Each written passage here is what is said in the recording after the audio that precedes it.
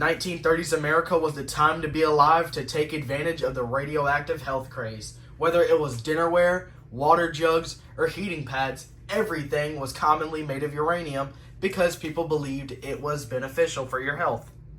Hello everyone, and welcome to episode 3 of Rad1 Radium's YouTube channel and episode 3 of the beginner's guide on how to find uranium, etc.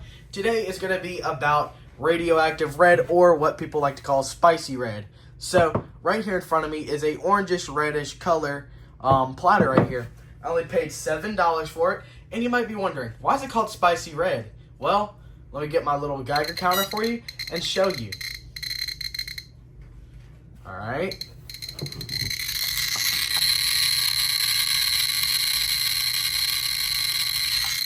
That is why it's called spicy red, guys. So it's not because the color is, the color of peppers. Well, it's honestly not. Well, it kind of is. It looks like habaneros, but it is insanely spicy for radioactivity.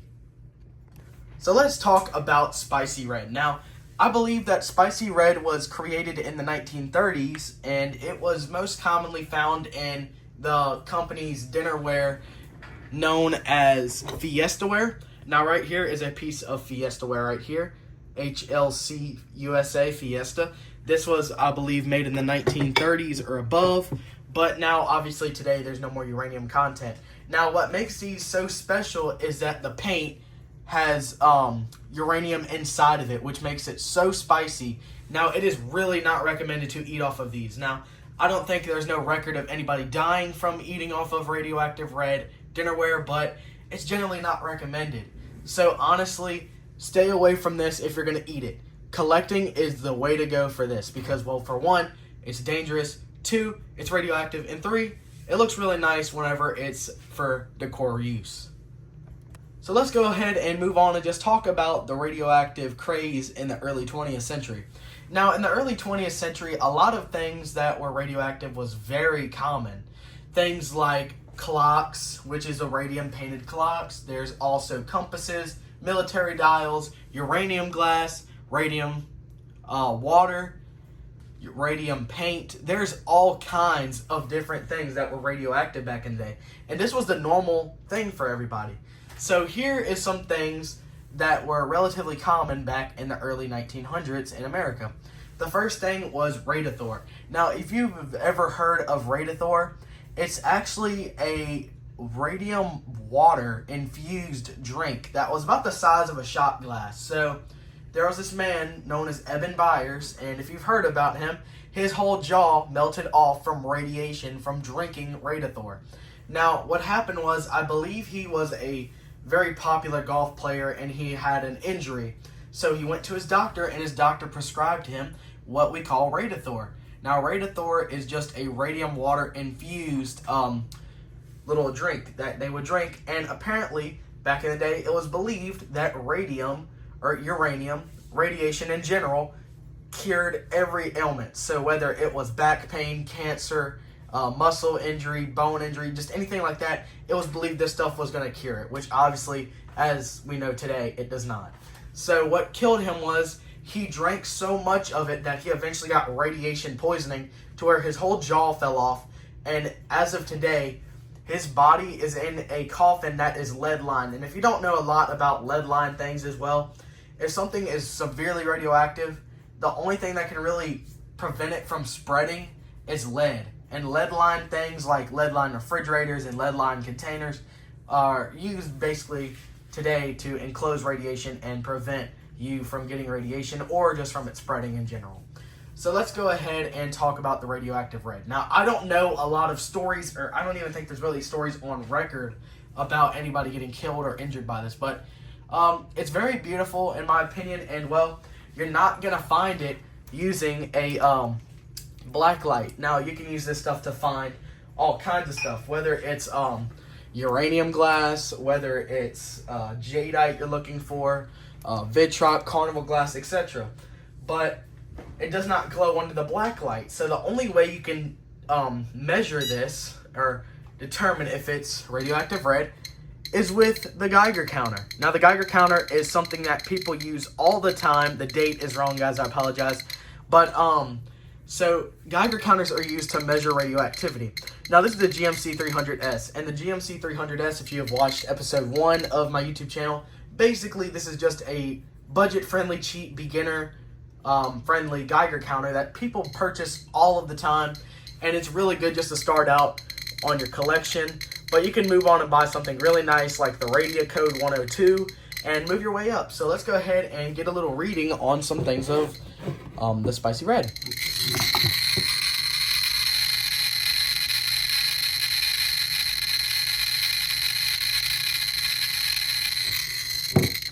Insanely scary. Now, let's go ahead and measure the plate. Take a guess. What do you think this plate's reading will be?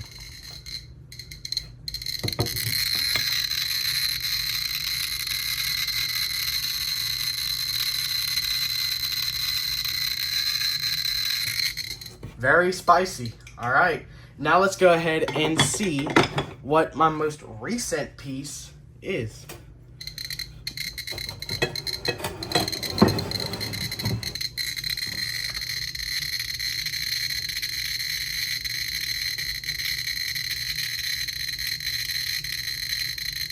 Not great, not terrible. But let's go ahead and talk a little bit more about this stuff. So I generally do not recommend eating off of this. Now, I can't tell you what to do, but in my opinion and just overall for your safety, health, and just everything else, I generally do not recommend eating off of this. So do not eat off of this. It's not a great idea. Just eat off of regular china at your house. I know you have it. Just use it. But anyway, guys, so let's go ahead and talk a little bit more about radiation and also how you can find this stuff. So I'm going to tell you the price on what I paid for this. I bought this off of eBay. I think it was like $13, $14. I paid $7 for this one at a small little mom and pop shop antique store.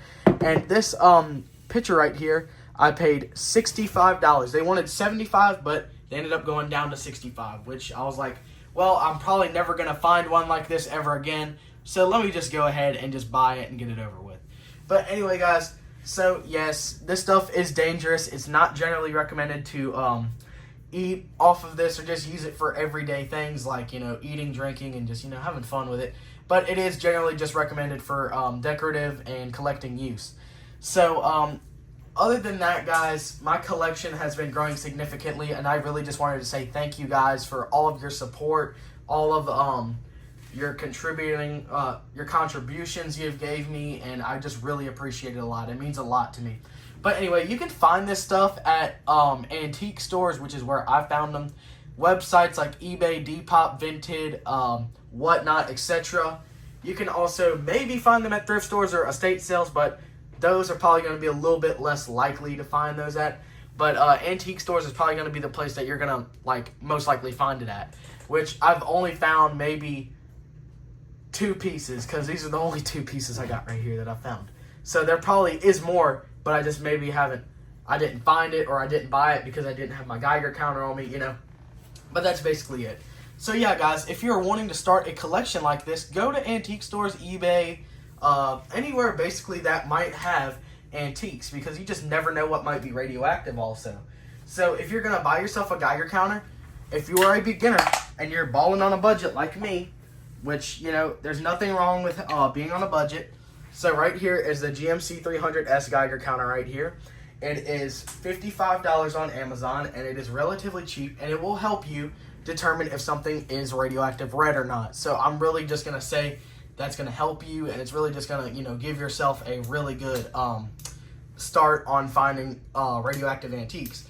So now, if you want to get yourself some uranium glass or radium painted clocks, you can use this 395 nanometer UV light. And you can find radium painted clocks with this as well. But that's also another good reason on why you should have the GMC 300S or a Radioactive. Because, well, a Geiger counter will also go off from the radium contents in the radium painted clocks. Now, there is other glow-in-the-dark agents now, so that's why you always have the Geiger counter to confirm it. So, alright guys, this basically wraps up episode 3. If you enjoyed this video or you want to see more videos like this, you know what it's on. I just wanted to say again, guys, thank you for all your contributions on YouTube, TikTok, and also my YouTube Shorts. I'm looking forward to making more videos coming up in the future. So I'll see you guys in the next episode. Thank you for watching.